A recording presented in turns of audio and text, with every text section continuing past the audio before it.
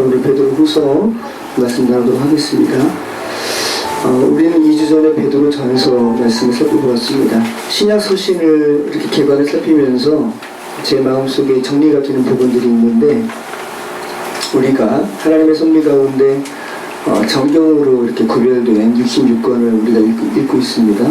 그러면서 특별히 신약 서신서를 읽으면서 초대교회의 메시지는 굉장히 간결했고, 그리고 굉장히 깨끗했고, 그리고 굉장히 강했다라는 것을 알게 됩니다. 다시 한번 고백하게 됩니다. 군더더기가 전혀 없습니다. 오늘날 우리가 살을 붙이고 또 어떤 론을, 인간의 론을 붙이는 여러 가지 이야기가 있습니다만, 초대교회의 서신서들은 깨끗하고 단호했습니다. 어떤 면에서 단호했어요? 예수 그리스도 외에는 구원이 없다. 네. 이것이 너희가 붙들 최종적인 밧줄이다. 그런데 오늘날에는 너무 지저분합니다. 예수 그리스도 외에 너무나 많은 이야기를 하고 너무 많은 론들을 펼치고, 신약성서에서 예수 그리스도를 증언하기 위해서 덧붙인 이야기들의 눈길이 가서 예수 그리스도가 아닌 다른 곳에 구원이 있는 곳으로 자꾸만 시선을 영혼들로 하여금 빼앗는 그런 시대에 우리는 살아갑니다. 다시 한번 우리는 신약 서신을 어떻게 읽어야 하는가, 다시 한번 베드로전서 통해서 다시 한번 생각을 하게 되었습니다. 일례로 여러분, 베드로전서에서 언급된 예수 그리스도께서 옥에 가셔서 선포하셨다. 지난 2주 전에 말씀을 안 들으시는 분들은 한번 생각해 보시죠. 잠깐 한번 생각해 보세요. 박정원 성도님, 예수님께서 십자가에서 돌아가신 후에 옥에 가셔서 선포하셨대요. 이 말씀이 어떻게 들리세요? 그 옥에 간 영혼들은 노아 시대 때 구원받지 못한 영혼들, 다 물로 인해서 다 죽은 영혼들이거든요. 거기 가셔서 주님께서 선포하셨습니다. 그러면 어떤 생각이 드십니까? 야, 그러면 죽음 이후에 다시 한번 예수님의 선포를 듣고 회개해서 하나님 나라로 돌아갈 수 있는 기회가 있겠네? 라는 생각이 들 법도 하죠. 근데 그것이 아니라는 거죠. 베드로전서에서 베드로가 이야기한 것은 그들에게 더 이상 기회가 없음을 더 명확하게 하는 부분이라는 것이죠.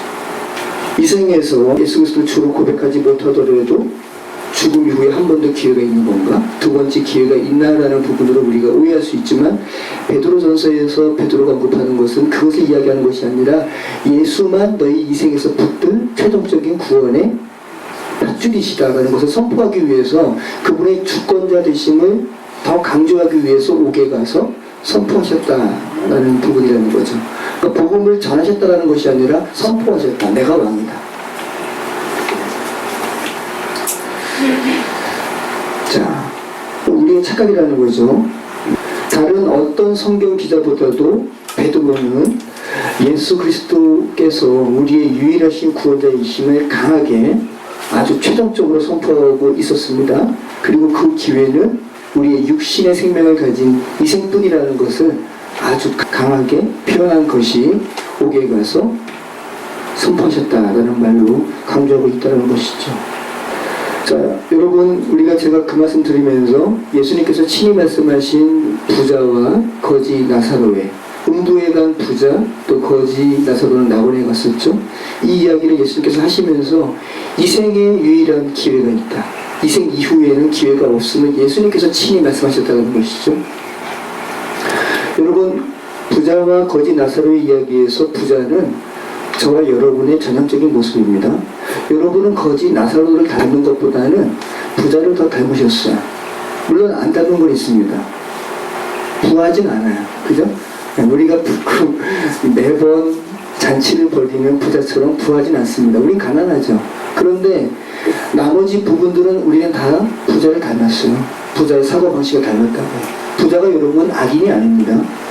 여러분, 악해서 음부에 가고, 악해서 소위 말하는 지옥에 가고, 착해서 천국 가는 거 아닙니다. 우린 다 악하죠. 안 악한 사람이 어디 있어요? 상대적으로 더 악한가 덜 악한가, 더 썩었나 아니면 더 썩었나, 이 문제지. 우리는 하나님 앞에 다 썩었죠. 그죠? 여러분, 우리는 나사로처럼 하나님의 긍휼을 기억하고 또 은혜를 구하는 삶을 살지 않으면 우리는 낙원보다 부자가 가 있는 음부에 더 적합한 사람이에요. 부자는 우리의 사고로 본다면 악인이 아닙니다. 지극히 정상적인 사람이고요. 지극히 상식적인 사람입니다.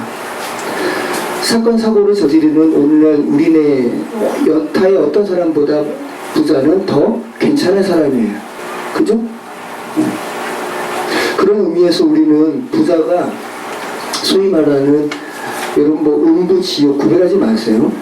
예수님은 음부가 지옥이 아니다, 지옥은 후대에 만들어낸 얘기라고 이야기하는 사람들도 있는데, 여러분 예수님께서 거지와 나사로 이야기에서 음부를 그렇다고 해서 그러면 긍정적인 것으로 표현해요?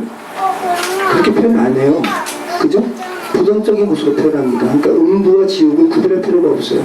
같이 이해하시면 더 맞습니다. 그 의미도 그렇고. 여러분, 부자는 음부에 간 이유가 뭐냐면 하나님에 대해서 관심이 없었습니다. 그것이 음부에 간 이유입니다. 하나님께 대한 관심이 없기 때문에 수평적으로도 사람들에게 관심이 없었어요. 수직적으로 하나님께 관심이 없으니까 수평적으로도 관심이 없다고요. 결국은 음부에 간 그 이유입니다. 하지만 그는 자신의 5 형제, 정말 악인이면 어떻게 남은 고통받아? 나랑 똑같은 상태에서 살아간 우리 형제들도 음부에 가야지. 근데 그렇게 생각하지 않고요. 그 부자는 지상에 남겨있는 아직 육신적인 생명이 있는 우리 5 형제는 이곳에 안 왔으면 좋겠다. 지극히 착한 생각을 했어요.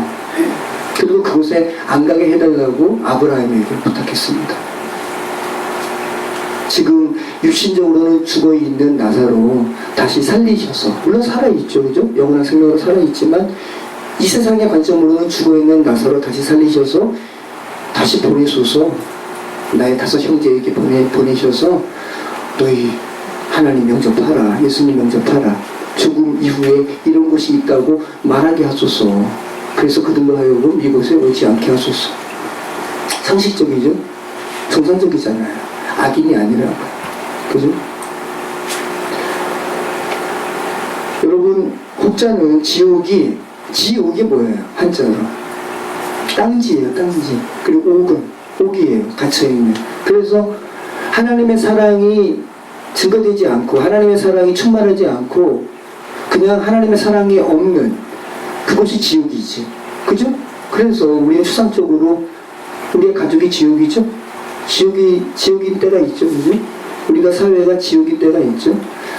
그렇게 추상적으로 지옥이 죽음 이후에 어떤 곳이 지옥이 아니라 죄는 이곳이 지옥이지라고 추상적으로만 그 문자에 국한해서 말하는 경우가 있습니다. 굉장히 그럴듯하고 또 아주 현대인의 사고답죠. 그런데 예수님께서 지옥에 대해서, 음부에 대해서 그렇게 말씀하셨는가? 아까 드린 말씀처럼 부자의 표현을 통해서 뭐라고 말씀하시는 거예요? 아주 체감적으로 조금이라도 이해할 수 있도록 그것은 물리적으로도 고통이 가해지는 것이다.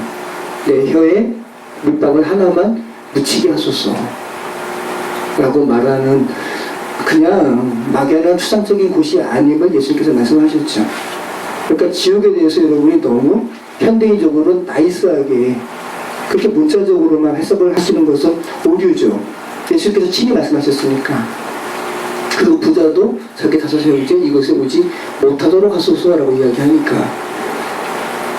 그러니까 말장난 하시면 안 된다는 거죠. 어떤 사람은 음부가 지옥이 아니라고 이야기합니다. 하지만 그것도 말장난입니다. 제가 지금 드리는 말씀처럼 예수님께서 음부에 대해서 좋은 곳으로 말씀하고 있지 않다. 부정적인 곳으로 말씀하고 있다. 지옥에 간 부자조차도 자기 5 형제 오지 말라고 하는 그런 곳이다 라는 것입니다. 여러분, 부자가 착각한 것이 있습니다. 이생의 기회처럼 죽음 이후에도 또 한 번의 기회가 있겠지라고 착각했습니다. 이것이 현대인의 생각입니다. 그래서 목사라고 하는 사람들도 장례식에 가서 믿지 않고 죽은 유족들에게, 그죠? 이 이야기를 하면서 음부에 가서 예수님께서 복음을 전하셨다. 또 한 번의 기회가 있다. 이렇게 말을 한다는 거죠. 상식적으로 보인다는 거죠. 하지만 그렇지 않다. 그럴듯하고 젠틀한 생각인 것 같지만 그렇지 않다라는 것이죠. 부자는 지극히 상식적이고 가족과 관련해서는 굉장히 정상적인 생각을 가진 사람이었습니다. 가족도 때때로 내팽개치는 오늘날의 모습에 비추어 봤을 때 부자는 음부에 있을 사람이 아닌 것 같습니다. 하지만 부자에 대한 하나님의 판결은 너는 음부에 있어야 된다 라는 것이고, 그죠? 그는 지극히 우리와 같은 사람이었고 하나님의 긍휼이 아니면 우리도 그곳에 있는 것이 더 어울리는 사람, 우리와 만나는 여러 사람들과 똑같은 사람, 부자는 그런 사람이었습니다. 죽음에서 다시 살아나는 그런 기적을 경험하면 자신의 가족들이 하나님께 반응할 거예요 라고 기적을 추구하는 그런 모습도 우리와 똑같이 닮은 사람. 그러니까 부자의 생각은 우리의 생각과 일치합니다. 그래서 우리는 하나님의 복음은 인간의 상식을 부서뜨리는 것이다. 그죠? 네. 우리 상식적으로 하나님의 복음을 여러분이 재단하시면 안 됩니다. 네. 여러분의 상식을 다 부서뜨리는 것이 하나님의 복음입니다. 그래서 새 창조입니다. 그리스도 안에서 거듭나는 것은 새로운 창조예요. 완전히 새로운 창조. 정말 사고의 변혁이 이루어지고 모든 것이 새로워져야 하나님의 마음을 우리는 조금 알게 됩니다. 자, 베드로전서가 외부로부터 직면한 고난과 박해에 대한 박해에 직면한 성도들에게 예수 그리스도를 온전히 붙들 것을 말하는 서신이었다면, 오늘 우리가 살펴보게 되는 베드로후서는 이제 좀 내적인 문제에 집중합니다. 베드로전서는 외적인 고난과 박해에 대한 부분이라면 베드로후서는 내적인 부분이에요. 이 내적인 부분은 똑같이 여타의 바울 서신처럼 교회에 거짓 교사들이 침투했습니다. 예수님의 재림 없을 거야. 예수님의 재림이 없으면 어떻게 되죠? 탕탕하죠. 그죠? 호색하고 그런 부분들이 교회 안에 침투했고요. 베드로 후서 말씀을 통해서 그렇지 않다. 예수 그리스도의 강림은 반드시 있을 것이다 라고 말하고 있었습니다. 베드로 후서는 초기 기독교 시대부터 저자의 문제가 크게 대두된 서신이었어요. 요한계시록 바로 앞에 유다서와 베드로 후서에 19개의 내용이 같아요. 그래서 이 유다서를 베드로가 베낀 건가? 아니면 베드로 후서를 유다가 베꼈나? 그래서 저자의 그러면 베드로 후서는 베드로가 저자가 아닐 수도 있겠네, 이런 저자에 대한 의문 부호가 되게 많았던 그런 서신이 이 베드로 후서입니다. 유다서의 25절 중에 19구절이 베드로 후서에도 언급이 돼요. 다시 한번 나중에 유다서 말씀을 살펴볼 때 오늘 베드로 후서 말씀을 먼저 살피니까 비교해서 한번 살펴보도록 하겠습니다. 그런데 베드로가 유다서를 그렇게 인용했는지, 아니면 유다가 베드로 후서 말씀을 인용했는지, 그거를 추구하는 것보다 더 중요한 것은 뭐냐 하면 그것은 중요하지 않다라는 거야. 베드로 후서나 유다서나 다 당대에, 그 시대에 그런 거짓 교사들의 위협에 직면한 총 공동체에게 보낸 서신이었고, 그러한 배경을 담은 서신이고, 어쩌면 베드로 후서와 유다서의 공통적인 자료들이 그들 가운데 손에 쥐어졌을 수도 있는 것이고, 그러니까 누가 누구를 모방했다 이런 차원이 아니라는 거, 그 똑같이 두 개 다 정경화되었죠.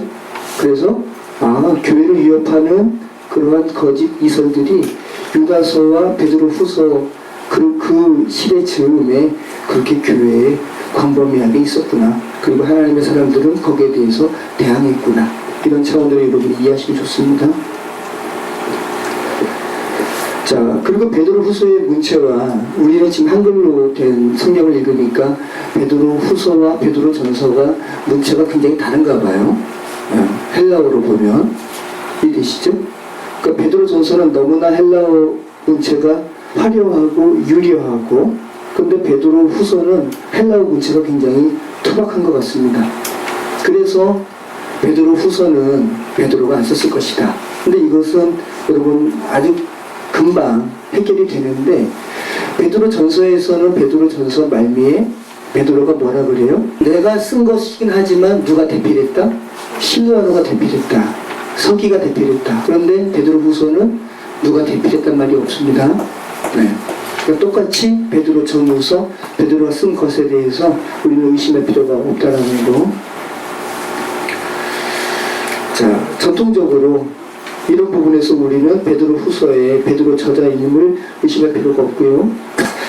그리고 베드로 후서 서두부터 베드로가 쓰고 있음을 언급하고 있죠. 우리 베드로 후서 1장 1절 같이 읽겠습니다.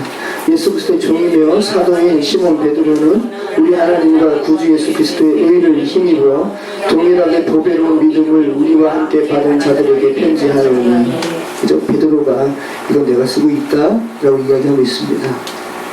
그러니까 베드로 후서의 저작서를 부인하는 사람들은 어떤 부분에서 부인하냐 하면, 베드로의 권위를 내세워서 후대 사람들에게 이단에 대해서 이렇게 대항할 것을 좀 권위 있는 베드로의 이름을 도용했다는 거죠. 그렇게 이야기하면서 베드로의 저작서를 부인하는데 그럴 필요가 없다 라고 저는 지금 말씀드리고 있습니다. 베드로 후서 3장 1절에도 첫 번째 편지 내가 보냈지, 이거 내가 두 번째 보내고 있다라고 베드로가 언급하고 있습니다. 같이 읽겠습니다. 사랑하는 자들아, 내가 이제 이 둘째 편지를 너에게 쓰노니 이 두 편지로 너희 진실한 마음을 일깨워 생각나게 하여. 그죠? 첫 번째 편지 썼고 내가 두 번째 쓴다. 자연스럽게 성경은 여러분 하나님의 섭리 가운데 66권이 유기적으로 좀 하나님의 섭리 가운데 정경화되었습니다. 그래서 이런 부분에 대해서 억지로 그렇게 사람의 생각으로 구분할 필요는 없을 것 같아요. 자, 그리고 베드로 후서에는 저자가 변화산에서의 그리스도의 변형을 목격한 장본인임을 밝히기도 합니다. 네, 한번 좀 더 살펴보겠습니다. 그래서 베드로 후서는 베드로가 썼음을, 베드로가 저자임을 증언하는 내적 증거가 많아요. 굳이 부인할 필요가 없다는 겁니다. 자, 그러면 베드로 후서의 수신 대상자는 누구일까요? 베드로 후서에 바로 나오죠. 예수 그리스도의 종이며 사도인 시몬 베드로는 우리 하나님과 구주 예수 그리스도의 의를 힘입어 동일하게 보배로운 믿음을 우리와 함께 받은 자들에게 편지한다. 자, 너무 막연하죠? 우리 하나님과 구주 예수 그리스도의 의를 힘입어 동일하게 보배로운 믿음을 우리와 함께 받은 자들에게 편지한다. 그럼 이들이 누구라는 거죠? 아까 베드로후서 3장 1절에 의거하면 베드로 전서를 받은 사람들에게 이어서 두 번째 보내는 것이니까 베드로 전서를 받은 사람들이죠. 누구예요? 본도, 그죠? 갈라디아, 갑바도기아, 소아시아 교회 사람들이죠. 1차적으로는. 그리고 2차적으로는 저와 여러분이죠. 저와 여러분에게 보내는 편지로도 여러분이 이해하셔야 되는 거예요. 성경을 읽으면서 갑바도기아, 아시아와 또 비두니아에 흩어진 나그네들. 성경 기자는 하나님의 백성들을 나그네로 표현합니다. 그리고 히브리서 말씀은 자신의 나그네임을 인정하는 자들을 하나님께서 어떻게 하신다고요? 기뻐하신다고요. 자신이 하늘나라의 본향을 찾는 자들이고 이 생에서 나그네라고 증거하는 이들을 하나님께서 기뻐하신다고, 기꺼이 기뻐하신다고. 야, 너희 정체성 분명히 가지고 있구나. 주께서 기뻐하신다는 겁니다. 자, 베드로 후서와 유다서와 비슷한 부분이 있다고 했죠. 특별한 점이 있는데 구약에서 인용을 많이 합니다. 어떤 부분에서 인용을 하냐면 심판받는 부분에 대해서 하나님을 계속해서 거역하고 하나님의 이끄심을 거부하는 자들에 대한 심판에 대해서 유다서와 베드로후서는 그 실례를 기록합니다. 실예를 기록하고 있습니다. 그리고 그 심판의 저변에 있는 하나님의 섭리에 대해서 기록합니다. 악이 기승하는 것 같고 또 하나님은 대응하는 것이 이 세상에 가득한 것 같지만 하나님의 섭리 가운데 그 악 다 괴멸될 거야. 심판받을 거야. 라는 하나님의 섭리를 말씀하고 있고, 그리고 너희도 하나님의 섭리 가운데 있다. 너희 반드시 승리할 것이다. 그죠? 주의 복음을 온전하게 붙들라 라고 하고 있습니다. 자, 구조는 단순합니다. 도입은 1장 1절로 11절에 너희의 부르심, 하나님께서 너희를 부르셨다. 너희 부르심을 굳게 하라. 본론은 1장 12절에서 3장 7절 거짓 가르침에 맞서라. 거짓 가르침에 휘둘리지 말아라. 자, 조결부는 3장 8절부터 18절입니다. 그리스도의 강림, 그리스도의 재림은 확실하다. 그리스도의 재림의 확실성을 강조하고 있습니다. 자, 우리 베드로후서 1장에서부터 같이 읽겠습니다. 예수 그리스도의 종이며 사도인 시몬 베드로는 우리 하나님과 구주 예수 그리스도의 의를 힘입어 동일하게 보배로운 믿음을 우리와 함께 받은 자들에게 편지하노니 하나님과 우리 주 예수를 알므로 은혜와 평강이 너희에게 더욱 많을지어다. 그의 신비한 능력으로 생명과 경건에 속한 모든 것을 우리에게 주셨으니 이는 자기의 영광과 덕으로서 우리를 부르신 이를 알므로 말미암으리라. 이로써 그 보배롭고 지극히 큰 약속을 우리에게 주사 이 약속으로 말미암아 너희가 정욕 때문에 세상에서 썩어질 것을 피하여 신성한 성품에 참여하는 자가 되게 하셨느니라. 그러므로 너희가 더욱 힘써 너희 믿음의 덕을, 덕의 지식을, 지식의 절제를, 절제의 인내를, 인내의 경건을, 경건의 형제 우애를, 형제 우애의 사랑을 더하라. 이런 것이 너희에게 있어 흡속한즉 너희로 우리 주 예수 그리스도를 알기에 게으르지 않고 연배 없는 자가 되지 않게 하려니와 이런 것이 없는 자는 맹인이라 멀리 보지 못하고 그의 옛 죄가 깨끗하게 된 것을 잊었느니라. 그러므로 형제들아 더욱 힘써 너희의 부르심과 택하심을 굳게 하라. 너희가 이것을 행한즉 언제든지 실족하지 아니하리라. 자, 이제 이단 사설에 흔들리는 교회에게 베드로가 권면합니다. 두 가지로 이야기하죠. 너희 하나님께서 부르셨다. 너희 하나님께서 택하셨다. 어떤 뭐 예정을 이야기하는 것이 아니라 있습니다. 격려하는 겁니다. 너희의 부르심과 택하심에 굳게 하라. 택하심을 굳게 하라. 너희의 부르심, 이 클레시스라는 말입니다. 부르다라는 건데요. 콜링, 소명, 천직, 하나님의 초대. 야, 너희 하나님께 초대받았다? 그죠? 너희가 하나님께 초대받은 자라는 이 정체성은 너희 분명히 붙들라라는 거죠. 그 다음에 너희의 택하심도 너희가 분명하게 붙들라. 택하심, 이 고르다, 선택하다라는 에클로게라는 단어에서 유래된 에클로겐이라는 말입니다. 야, 하나님께서 너희를 고르셨네. 그죠? 여러 가지 중에서 너희를 이렇게 골라냈네. 얼마나 위로가 됩니까? 그죠? 네. 이러한 부르심과 택하심에 너희 굳게 서라. 흔들리지 말라. 경고하라. 라고 말하고 있습니다. 너희가 하나님의 부르심과 택하심에 굳게 서면 너희는 실족하지 않게 될 것이다. 라고 격려하고 있습니다. 자, 11절 말씀. 이같이 하면 우리 주 구주 예수 그리스도의 영원한 나라에 들어감을 넉넉히 너희에게 주시리라. 그러므로 너희가 이것을 알고 이리 있는 진리에 서 있으나 내가 항상 너희에게 생각나게 하려 하노라. 내가 이 장막에 있을 동안에 너희를 일깨워 생각나게 하려 오르길로 여기노니 이는 우리 주 예수 그리스도께서 내게 지시하신 것 같이 나도 너의 장막을 벗어날 것이 임박할 줄을 알노라. 내가 힘써 너희로 하여금 내가 떠난 후에라도 어느 때나 이런 것을 생각나게 하려 하노라. 우리 주 예수 그리스도의 능력과 강림하심을 너희에게 알게 한 것이 교회의 만든 이야기를 따른 것이 아니요 우리는 그의 크신 위엄을 친히 본 자라. 네. 자, 그러니까 지금 16절 말씀 보면 우리 주 예수 그리스도의 능력과 강림하심을 너희에게 알게 한 것이 예수 그리스도로 말미암은 능력, 또 예수 그리스도의 강림하심. 이것은 뭐예요? 예수 그리스도께서 재림하실 거야.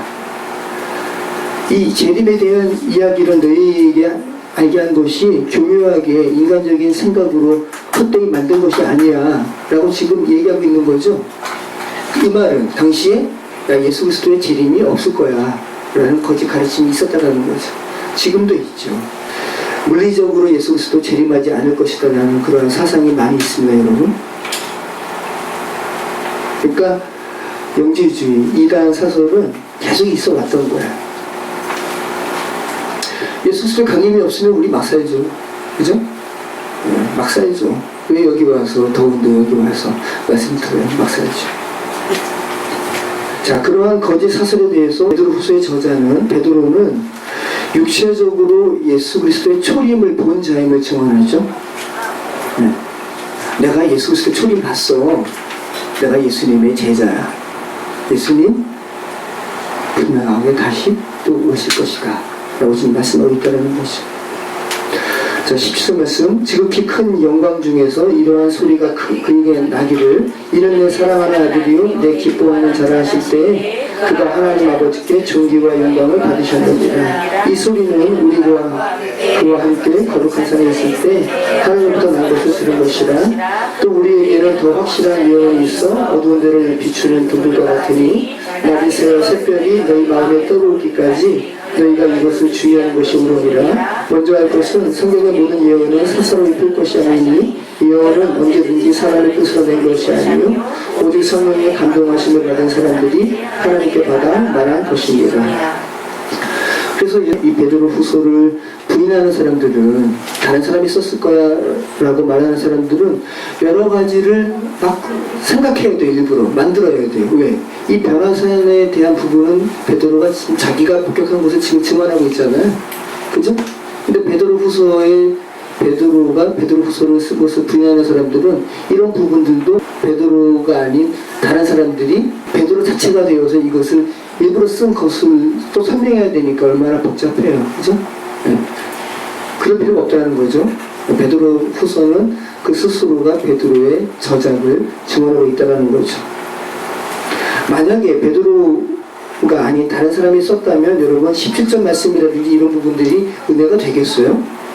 제3자가 베드로의 이름을 따가지고 이런 부분을 지금 각색해가지고 써야 되는 거니까 얼마나, 그러면 하나님의 섭리 가운데 정경에 포함이 안 됐겠죠. 그죠? 이 변화산 사건입니다. 변화산에 누가 올라갔어요? 예수님께서 누구를 데리고 가셨어요? 3명의 제자 데려갔습니다.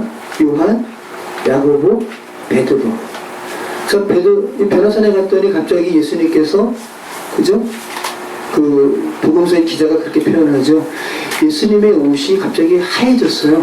근데 하얘진 게 그러니까 그들의 말로 표현한 거예요. 그거 말고는 표현할 것이 없으니까 이 세상에 누가 빨아도 그렇게 희게 될 수 없을 만큼 그렇게 희게 변형이 되었다. 예수 그리스도의 모습이.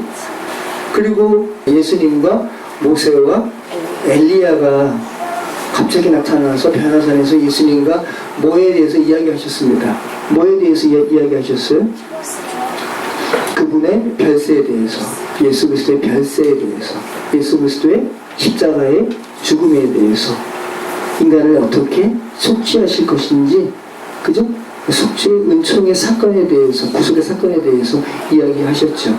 그 사건을 지금 베드로가 이야기하는 거예요. 베드로서 이야기하면서 지극히 큰 영광 중에서 이런 소리가 그에게 났다. 이는 내 사랑하는 아들이요 내 기뻐하는 자라 하실 때 그가 하나님 아버지께 존귀와 영광을 받으셨느니라. 내가 이거 들었다. 베드로가 지금 이야기하는 거예요. 그죠? 그러니까 얼마나 베드로 후서 말씀이 권위가 있습니까? 자, 그리고 자 19절부터 자 한글 개역 개정으로 이렇게 되니까 이게 어떤 말씀인지 조금 어렵죠. 그래서 제가 현대어 번역을 제가 올려놨습니다. 자, 베드로 후서 1장 19절 현대어 번역입니다. 이렇게 해서 우리는 예언자들이 말한 것이 사실대로 이루어진 것을 목격한 것입니다.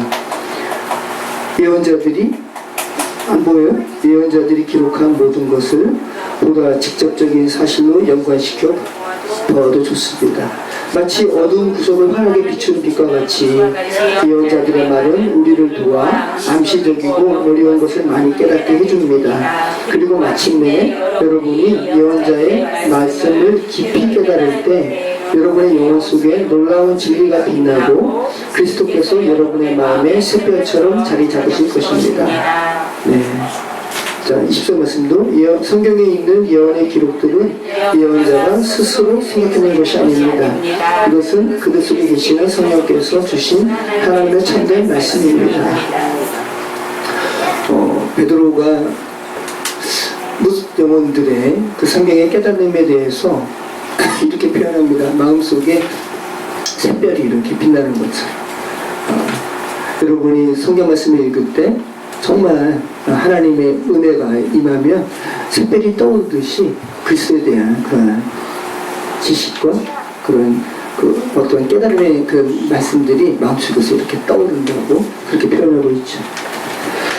자, 베드로후서 2장 1절 그러나 백성 가운데 또한 거짓 선지자들이 일어났었나니 이와 같이 너희 중에도 거짓 선생들이 있으리라. 그들은 멸망하게 할 이단을 가만히 끌어들여 자기들을 사신 주를 부인하고 임박한 멸망을 스스로 취하는 자들이라.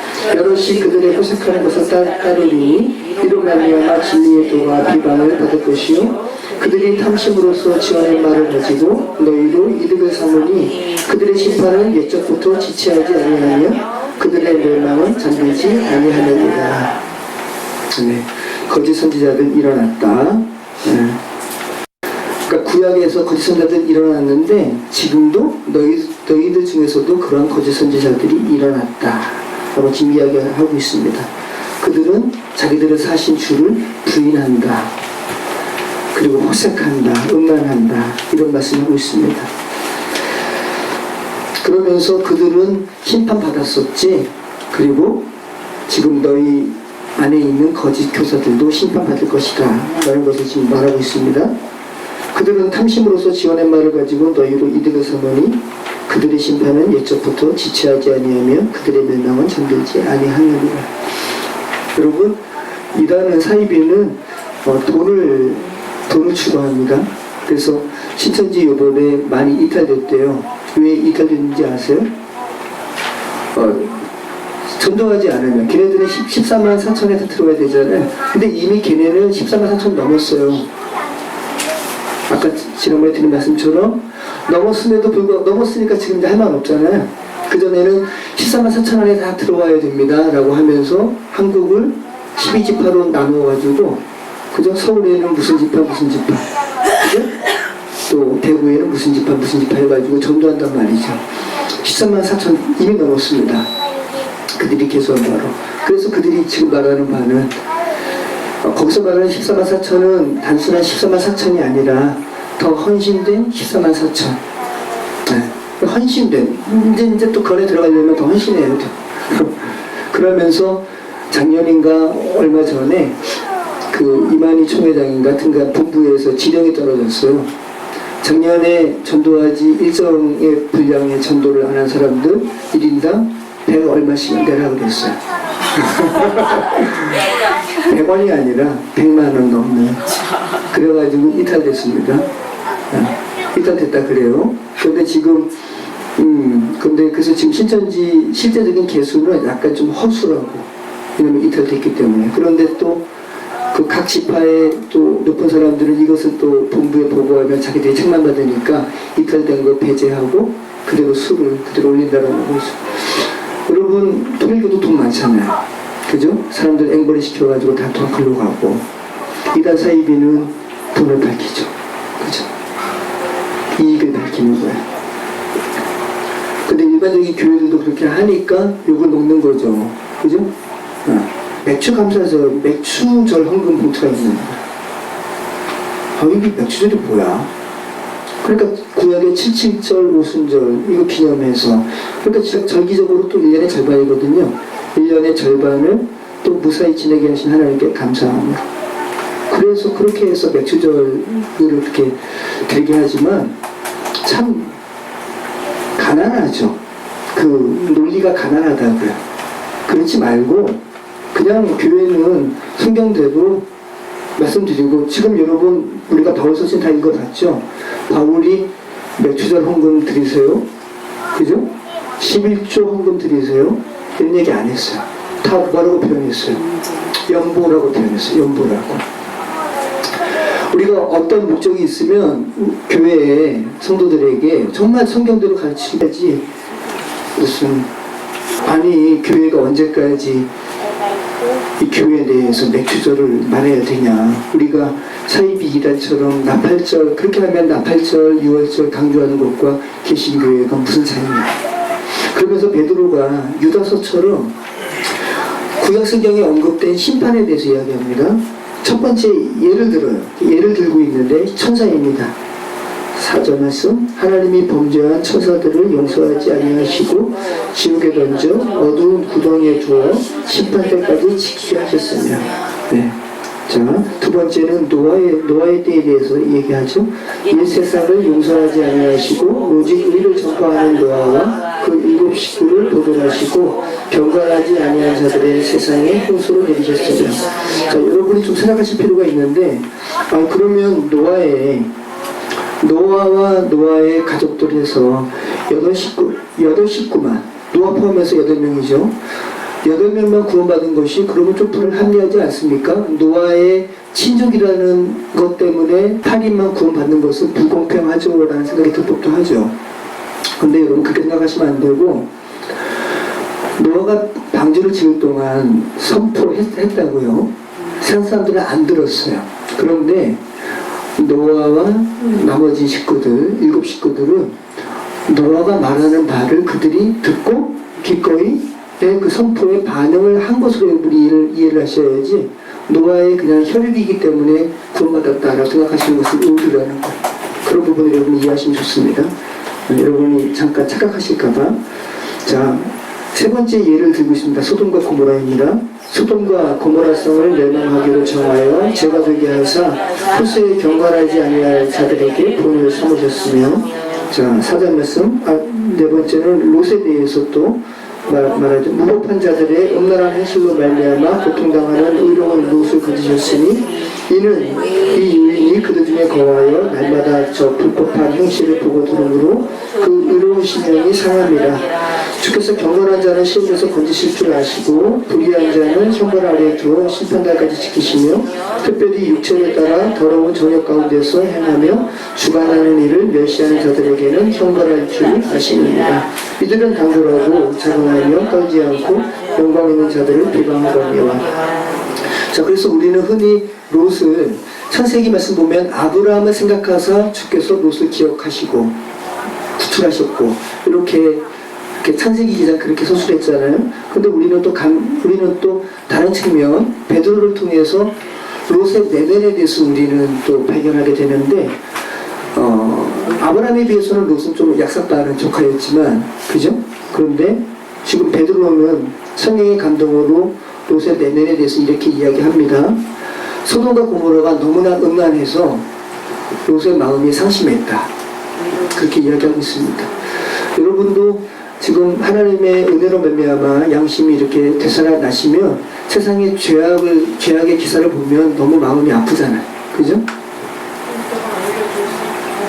자, 11절 말씀. 더 큰 힘과 능력을 가진 천사들도 주 앞에서 그들을 거슬러 비방하는 고발을 하지 아니하느니라. 그러나 이 사람들은 본래 잡혀주기 위하여 난 이성 없는 집중 같아서 그 알지 못하는 것을 비방하고 그들의 멸망 가운데서 멸망을 당하며 불의의 값으로 불의를 당하며 낮에 즐기고 노는 것을 기쁘게 여기는 자들이니 정과합니다. 너희와 함께 연애할 때에 그들의 속임수로 즐기고 놀며 음식이 가득한 눈을 가지고 범죄하기를 그치지 아니하고 굳세지 못한 영혼들은 탐욕에 연관된 마음을 가진 자들이니 저주의 자식이다.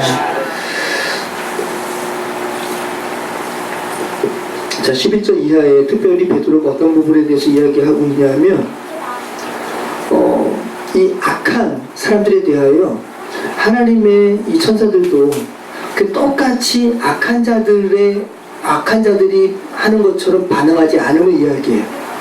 그러니까 하나님의 이 섭리를 더 강조하고 있다는 거예요. 다섯 번째로는 발람에 대한 이해를 듭니다. 그들이 바른 길을 떠나 미혹되어 부울의 아들 발람의 길을 따르는도다. 그는 불의의 삭스를 사랑하다가 자기의 불법으로 말미암아 책망을 받되 말하지 못하는 나귀가 사람의 소리로 말하여 이 선지자의 미친 행동을 저지하여야 하니라.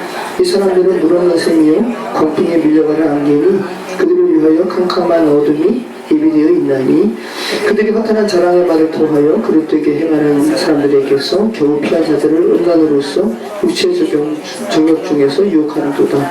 그들에게 자유를 준다 하여도 자신들은 멸망의 종들이니 누구든지 진 자는 이긴 자의 종이 됩니다.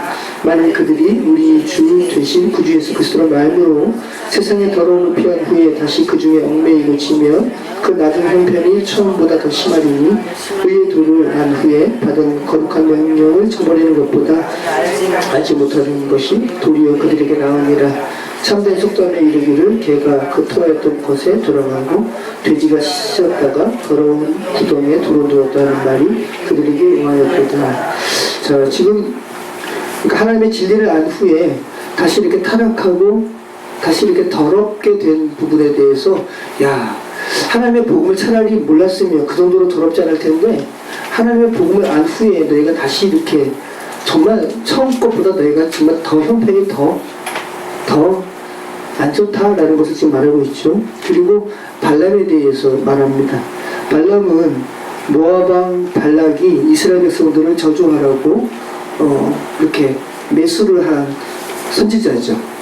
근데 하나님께서 발람에게 야, 이 백성들 저주하지 말아라. 나의 백성이다. 그랬어요.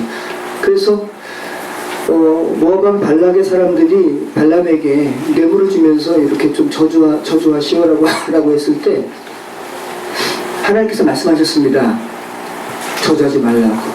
근데 그들이 뇌물 주면서 다시 한번 부탁을 해요. 그랬더니 발람이 뭐라 그래요?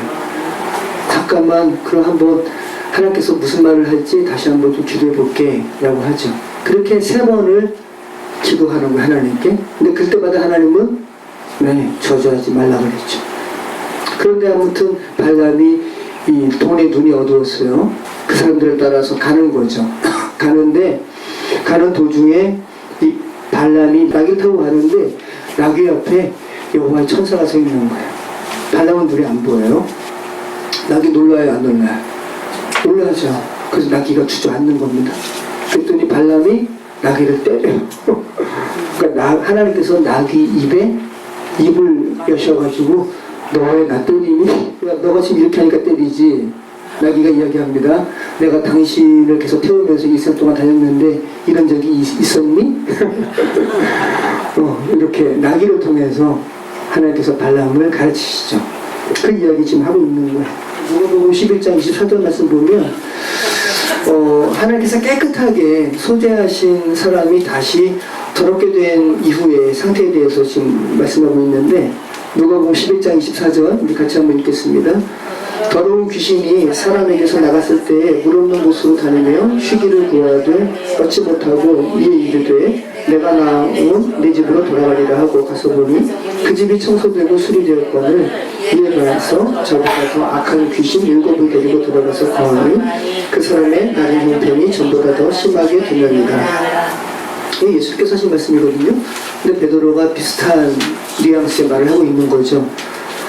하나님의 은혜로 어떤 사람이 깨끗하게 되었습니다. 귀신이 들린 사람을 주님의 은혜로 깨끗하게 소재된 거죠. 근데 그러니까 어때요? 아니 깨끗하죠.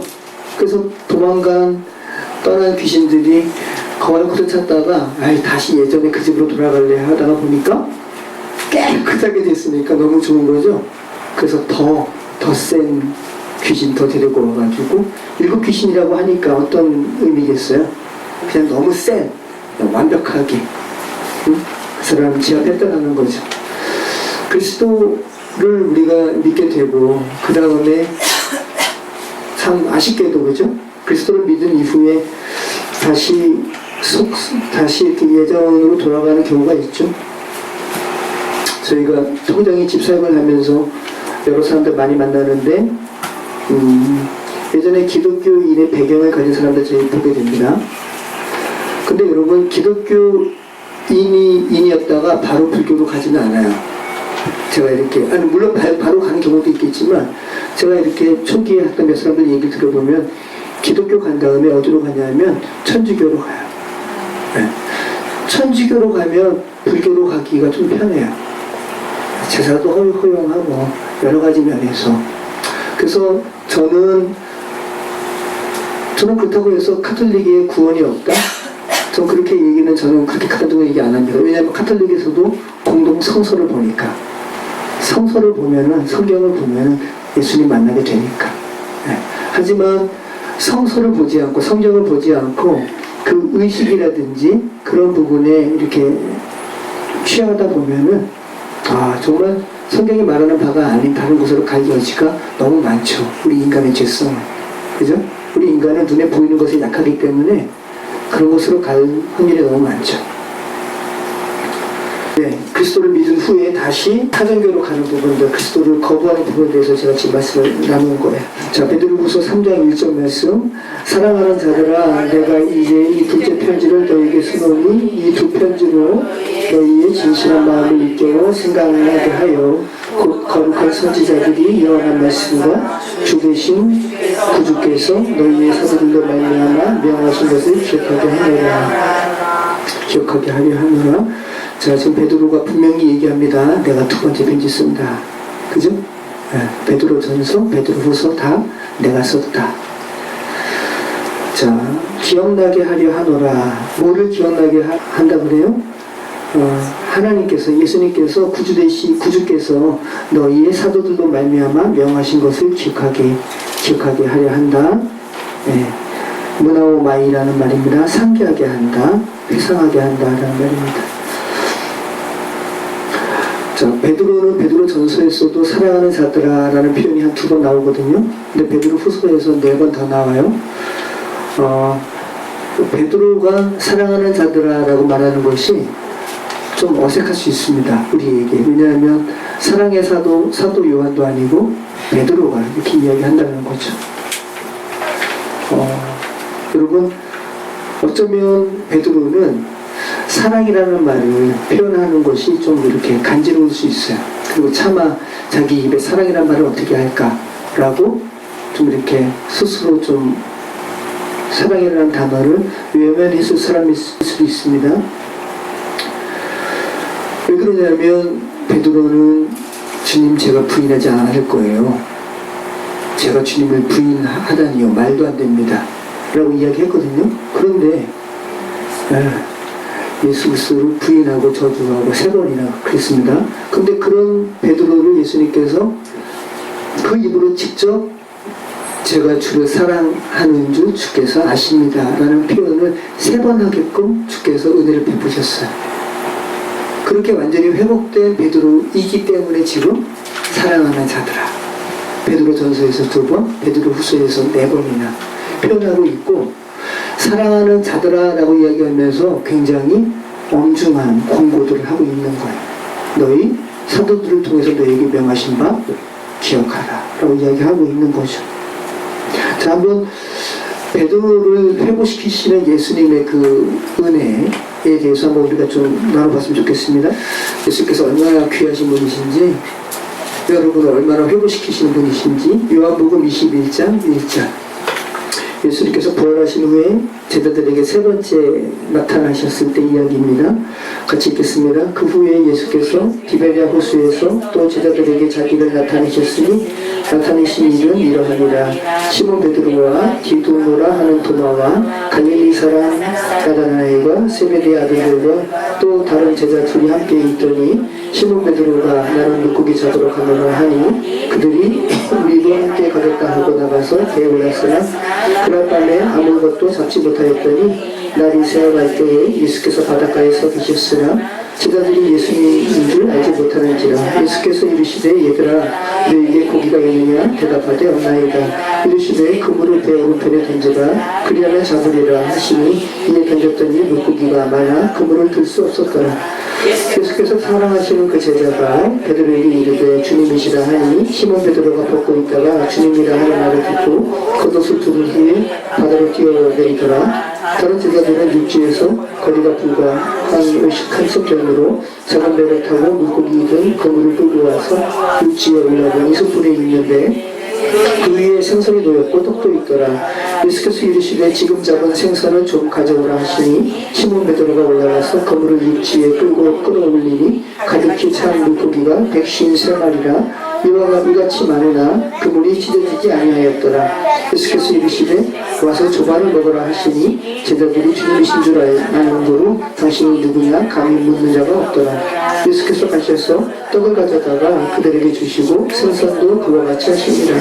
이것은 예수께서 죽은 자 가운데서 살아나신 후에 세 번째로 제자들에게 나타나신 것이라. 그들이 조반 먹은 후에 예수께서 시몬 베드로에게 이르시되 요한의 아들 시몬아 내가 이 사람들보다 나를 더 사랑하느냐 하시니 이르되 주님 그러하나이다. 내가 주님을 사랑하는 줄 주님께서 하시나이다. 이르되 내 어린 양을 먹이라 하시고 또 두 번째 이르시되 요한의 아들 시몬아 내가 나를 사랑하느냐 하시니 이르되 주님 그러하니 내가 주님을 사랑하는 줄 주께서 하시나이다. 이르시되 내 사랑 내 어치라 하시고 세 번째로 이르시되 요한의 아들 시몬아 내가 나를 사랑하느냐 하시니 주께서 세 번째 내가 나를 사랑하느냐 하심으로 베드로가 근심하여 이르되 주님 모든 것을 아시는데 내가 주님을 사랑하는 줄을 주님께서 하시나이다. 예수께서 이르시되 내 양을 먹이라. 내가 진실로 진실로 내게 이르노니 내가 젊어서는 스스로 띠뛰고 원하는 곳으로 다녔거니와 늙어서는 내 팔을 벌리리니 남이 내게 띠띠우고 원하지 아니하는 곳으로 데려가리라. 이 말씀을 하시면 베드로가 어떠한 죽음으로 하나님께 영광을 돌릴 것을 가리키시니라. 이 말씀을 하시고 베드로에게 이르시되 나를 따르라 하시니. 네.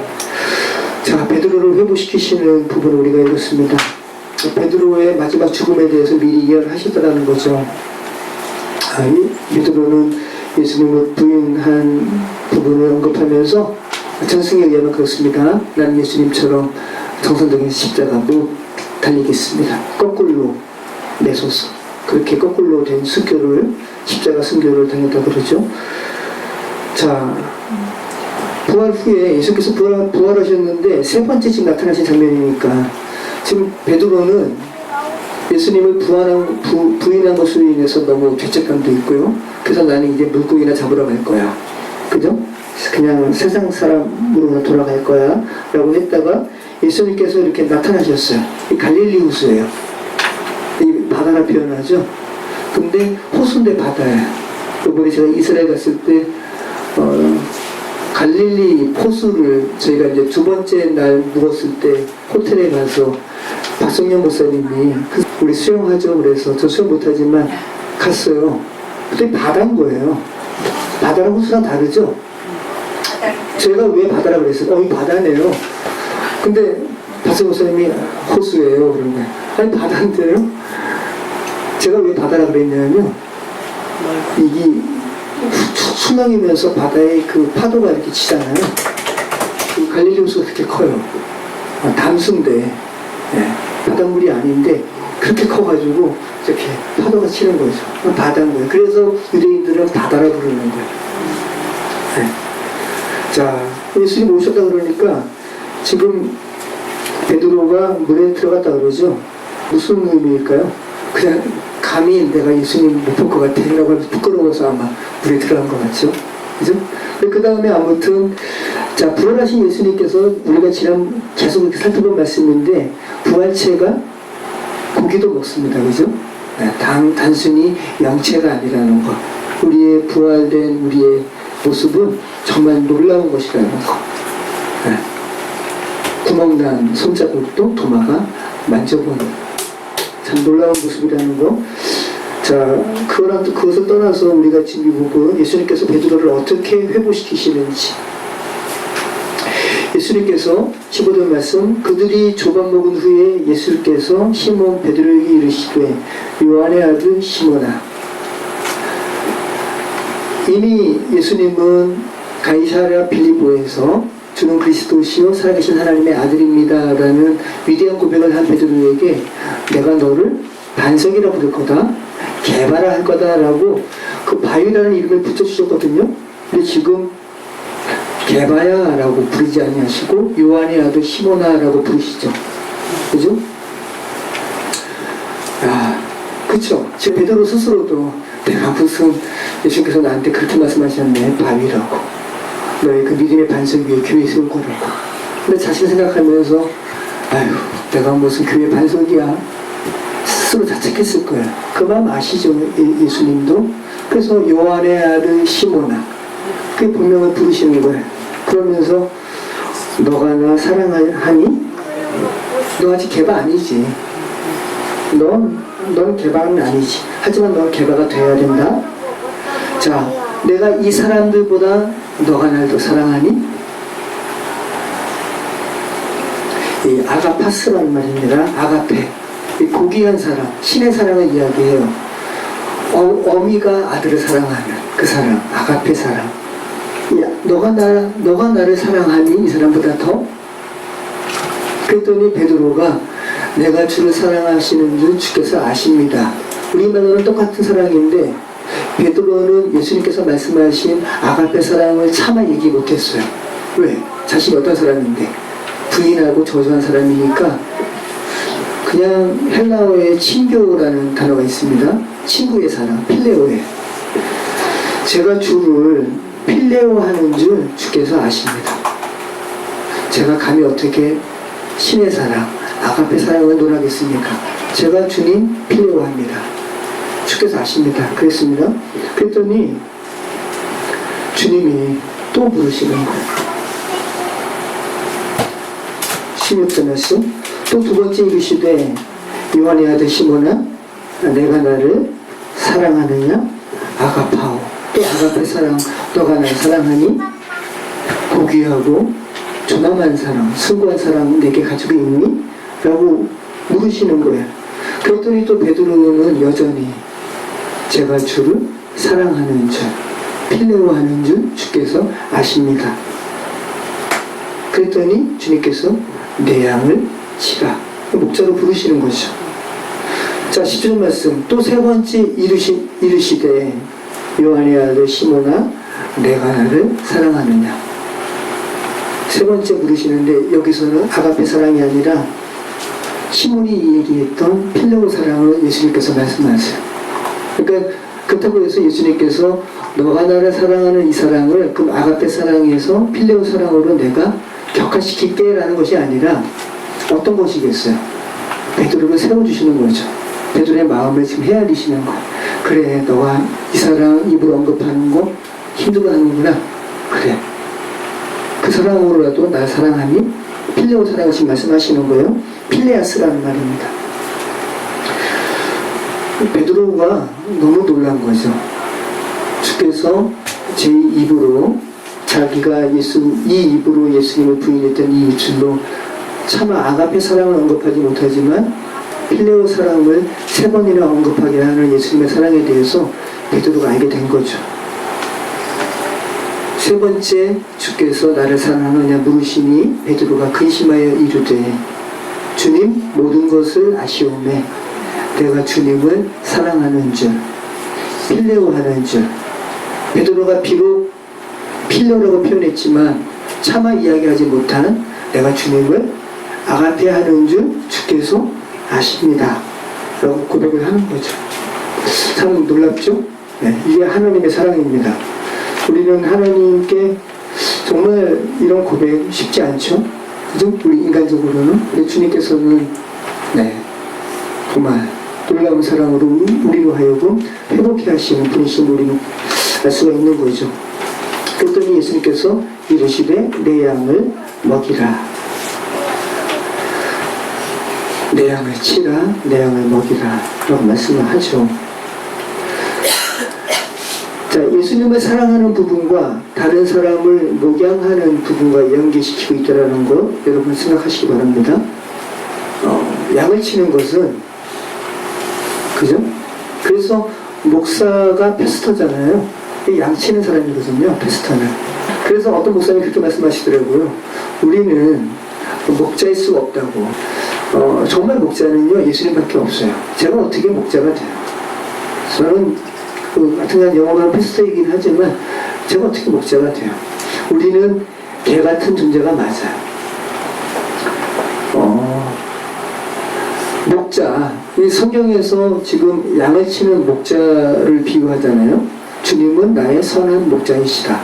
우리는 그분의 어린 양, 눈이 어둡고요, 그죠? 자기 혼자 넘어지면 발목이 약해가지고 스스로 일어나지도 못하고 목자가 끄집어내야지 일어나는 존재죠. 제가 여러분을 어떻게 그렇게 이끌어내요? 못해요. 그런데 목자에게 또 뭐가 있냐면 개가 있는 거예요. 개들이 그 목자를 도와가지고 양을 이렇게 돌보는 거거든요. 목동 옆에 개가 있습니다. 그래서 목사는 어쩌면 개 같은 존재예요. 개들이 따라. 네, 그럼요. 근데 어떤 목사님 이렇게 말씀하시는데 정확히 맞는 표현입니다. 우리는 목자일 수가 없습니다. 선한 목사일 수가 없어요. 선한 목자일 수가 없습니다. 사람은.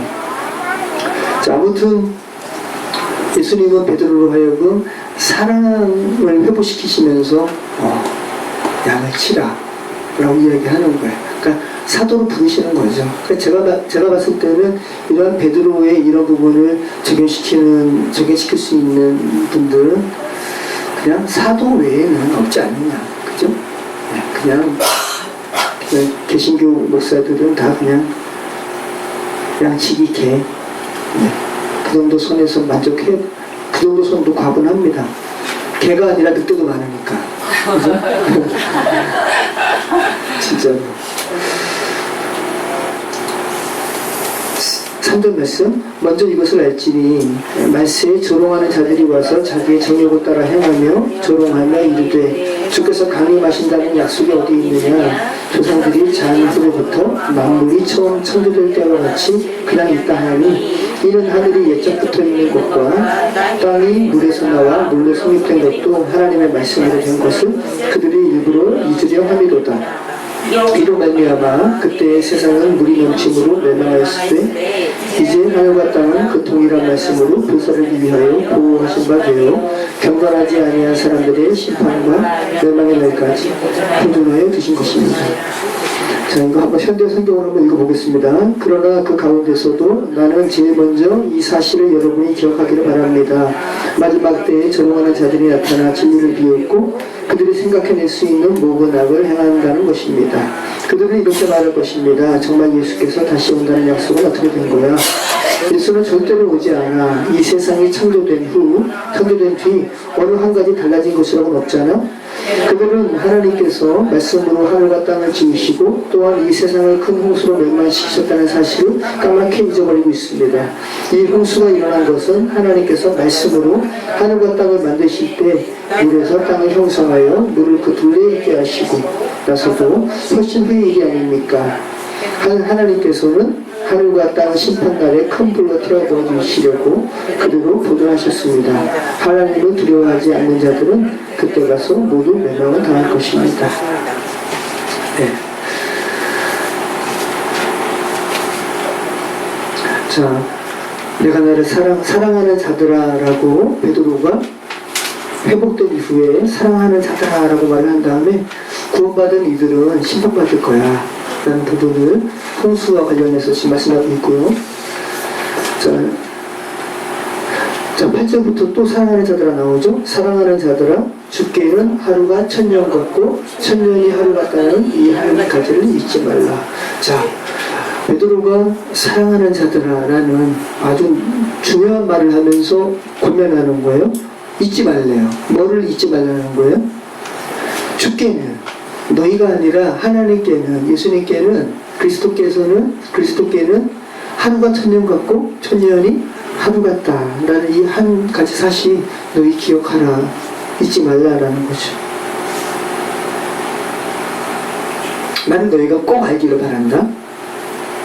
하루가 1000년 같고 주께는 1000년이 하루 같다는 이 사실을. 사람에게는 시간이 흐르잖아요. 하지만 주께는 항상 현재죠. 참 이것을 여러분 곰곰이 생각하면은 우리는 과거의 지난날의 악한 시간들이 흘러간 것이 감사하죠. 기억이 안 나니까. 정말 우리가 그것이 은혜예요. 그죠?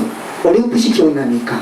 하지만 그것도 우리는 때때로 힘들어서 자책하고 그러는데 이것을 여러분 생각하신다면 주님께는 현재라는 거잖아요.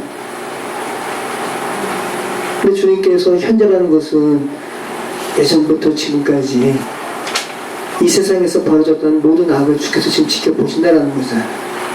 주님의 마음이 어떠실까요? 그죠? 와, 이거 당장 보기 싫어. 그죠? 당장 이 세상 다 그냥 멸하시고, 여러분 보기 싫으면 여러분도 어떻게 해요? 여러분 뭐 했다가 마음에 안 들면 꾸기고 찢고, 그 마음, 우리 그 마음 예수님께 하나님께서 창조하신 건데, 예수님께서 하나님께서 그런데 지금까지 두고 보시는 거죠.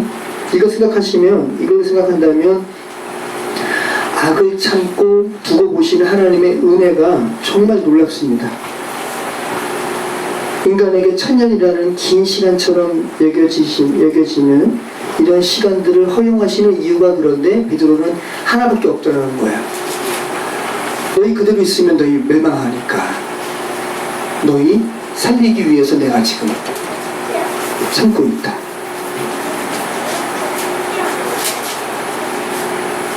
아무도 멸망하지 않고 구원받기를 하나님은 원하신다. 디모데 전후서에서 바울이 이야기하는 것처럼 아버지의 사랑 때문에 지금 하나님께서 참고 계시다.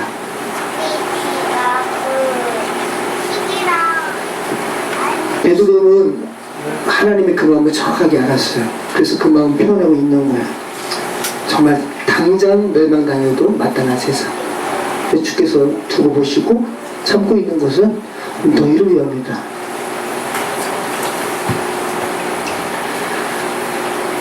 자, 9절 말씀. 주의 약속은 어떤 이들이 더디라고 생각하는 것 같이 더딘 것이 아니라 오직 주께서는 너희를 대하여 오래 참으사 아무도 멸망하지 아니하고 다 회개하기 이르기를 원하시나이다. 그러나 주의 날이 도둑같이 오리니 그날에는 하늘이 큰 소리로 떠나가고 물줄이 뜨거운 물에 풀어지고 땅과 그 중에 있는 모든 일이 드러나리로다. 이 모든 것이 이렇게 풀어지니 너희가 어떤 사람이 되어야 마땅하냐. 거룩한 행실과 경건함으로 하나님의 날이 임하기를 바라보고 간절히 사모하라. 그날에 하늘이 불에 타서 풀어지고 물줄이 뜨거운 물에 녹아지려니와 우리는 그 약속대로 너희가 있는 곳인 새하늘과 새 땅을 바라보도다. 그러므로 사랑하는 자들아 너희가 이것을 바라보나니 주 앞에서 정도 없고 흠도 없이 평강 가운데서 나타나기를 힘쓰라. 네. 자, 주의 약속은 어떤 사람들이 떠드는 것처럼 거짓 교사들이 지금 베드로 후서를 받는 사람들 주변에 있는 사람들이 떠들기를 주의 약속 더디게 임할 거야. 주의 재림 오지 않을 거야.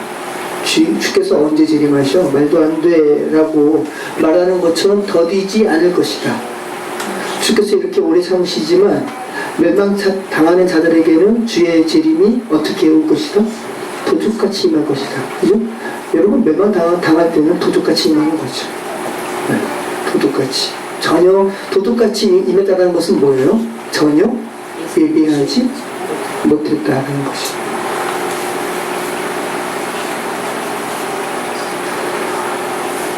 베드로가 얘기합니다. 또 사랑하는 자들아 라고 이야기하면서 너희 힘쓰라. 뭐를 힘쓰라는 거야?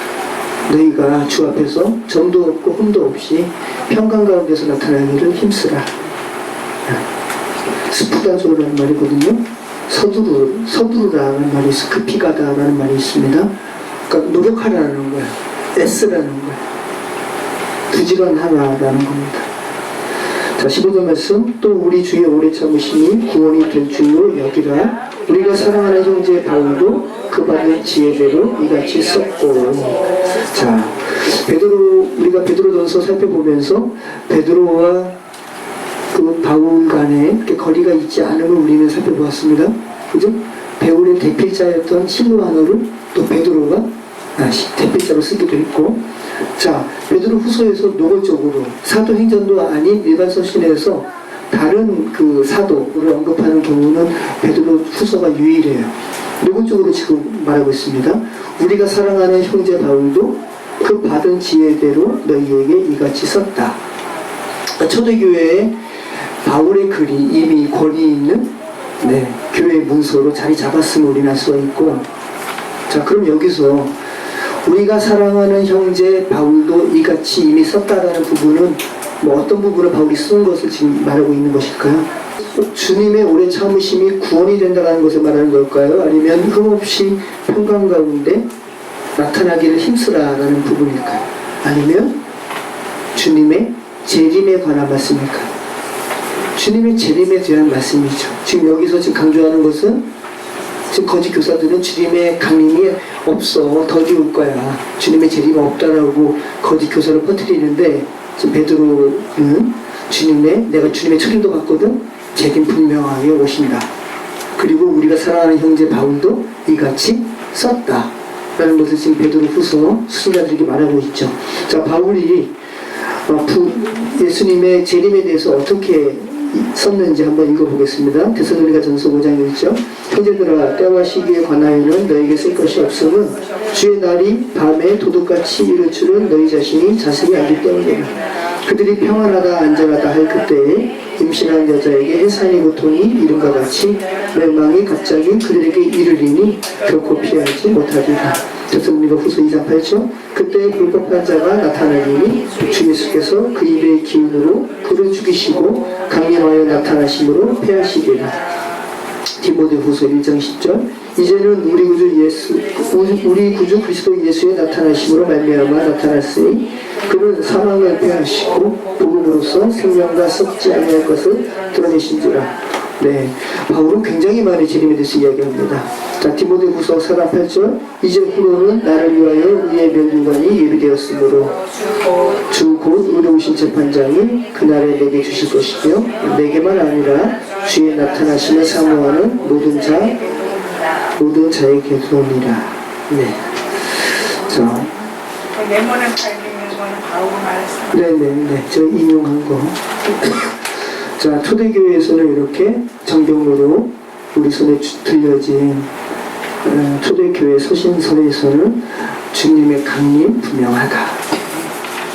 주님의 강림은 단순히 추상적인 것이 아니다라는 것을 분명히 하고 있습니다. 자, 16절 이하에 또 사랑을 찾아 나옵니다. 또 그 모든 편지에도 이런 일에 관하여 말하였으되 그 중에 알기 어려운 것이 더러있으니 무식한 자들과 굳세지 못한 자들이 다른 성경과 같이 그것도 억지로 풀다가 스스로 멸망에 이르느니라. 그러므로 사랑하는 자들아, 너희가 이것을 미리 알았은즉 무법한 자들의 미혹에 이끌려 너희가 굳센 데서 떨어질까 삼가라. 오직 우리 주 곧 구주 예수 그리스도의 은혜와 그를 아는 지식에서 자라가라. 영광이 이제와 영원한 날까지 그에게 있을지어다. 아멘. 자, 베드로가 딱 2개의 편지를 썼습니다. 그러면서 마지막 편지를 우리가 읽었습니다. 마지막으로 베드로가 송영으로 마치고 있습니다. 당시 어떤 산미 가일 수도 있고 마치 축도처럼 마치고 있죠. 그런데 바울이 쓰는 송영과는 좀 다르죠. 바울은 성부 하나님, 또 때로는 성령, 예수 그리스도의 은혜, 삼위일체를 다 언급을 했는데 이 베드로가 쓴 서신서의 마지막 송영은 예수 그리스도만 드러납니다. 베드로가 예수 그리스도에 대해서 어떤 마음을 가졌을지 좀 생각할 수가 있죠. 오직 예수 그리스도께만 영광을 돌리고 있죠. 베드로가 말하고 있습니다. 거짓 교사의 미혹에서 안전하게 자신을 지키는 것은 총용으로 말하고 있어요. 예수 그리스도의 은혜와 그를 아는 지식에서 자라나는 것이다. 성장하는 것이다. 거짓 교사에서 너희가 흔들리지 않고 견고히 서는 것은 예수 그리스도를 아는 지식에서 너희가 성장하는 것이다 라고 지금 말하고 있죠. 이것을 송영으로 말하고 있다는 것이죠. 당연한 것이죠, 여러분. 그리스도 안에서 여러분이 성장하면, 장성하면 가문 이설에 흔들릴까요? 흔들리지 않을까요? 흔들리지 않죠. 영광이 영원한 날까지 그에게 있을지어다. 영원한 날이 뭘까요? 학자들은 이렇게 얘기합니다. 말 그대로 영원한 것. 다 말이 됩니다. 영원토록 끝이 없는 또 어제도 없고 내일도 없는 아주 영원토록. 근데 어거스틴이 이렇게 말합니다. 태양에 의해서 흘러가는 시간이 아니라 베드로가 말하는 이 영원한 날은 예수 그리스도에 의해서 흘러가는 시간. 참 의미가 있죠. 네, 모두 다 적용 가능한 말입니다. 저와 여러분이 예수 그리스도 안에 있으면 이 같은 예수 그리스도의 영화로움에 저와 여러분도 동참하는 줄 믿습니다. 모쪼록 예수 그리스도의 은혜와 지식 가운데서 자라가시는 저와 여러분의 삶이 되시길 축원합니다. 기도하겠습니다. 참 좋으신 하나님 감사합니다. 베드로 전후서 말씀을 통해서 정말 좌충우돌했던 베드로를 정말 하나님께서, 예수님께서 어떻게 회복시키시는지, 또 하나님의 은혜 가운데서 온전하게 회복된 베드로가 어떻게 사도로서의 사명을 감당하고 있는지 우리가 그 말씀을 살펴보았습니다. 성령 하나님, 우리도 삶을 살아가면서 예수님을 배반하고 예수님을 회방하고 예수님을 저주했던 지난날의 시간이 있었음을 고백하고 여전히 지금의 시간도 하나님 앞에 당당할 수 없음을 저희가 고백합니다. 성령 하나님, 그러나 우리가 베드로의 고백처럼 예수 그리스도의 은혜와 예수 그리스도의 지식에 자라가기를 원합니다. 성령 하나님, 우리 내면에 예수 그리스도의 지식으로 가득 채워주시고 그것으로 인해서 흔들리지 아니하는 우리의 신앙의 삶, 믿음의 삶, 예수 그리스도 증거하는 우리의 삶 되게 하여 주시옵소서. 감사드리며 예수 그리스도 이름으로 기도합니다. 아멘.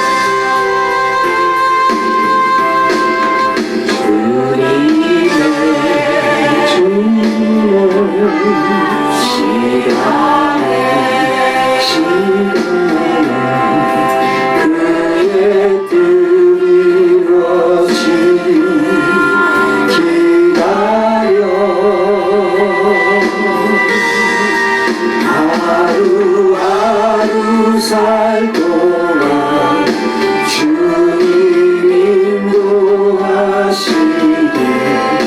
주 뜻 이룰 때까지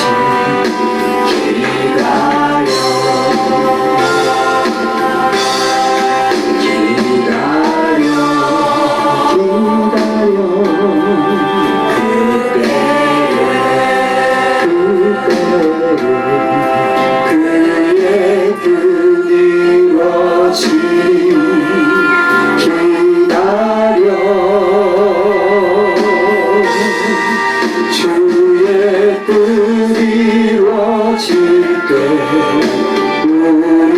우리들의 모든 것 아름답게 변하리 기다려. 이 시간 기도하실 때 가사 노래처럼 하나님의 시간을 기억하는 우리 인생 되게 하여 주시옵소서. 조급한 조변 가운데 조급하고 급박한 우리의 삶이 아니라 하나님의 약속을 기다릴 수 있는 우리 인생 되게 하여 주시옵소서. 믿음의 삶 되게 하여 주시옵소서. 함께 기도하겠습니다. 그렇습니다. 하나님 아버지, 정말 우리가 하나님의 시간을 기억하기 원합니다.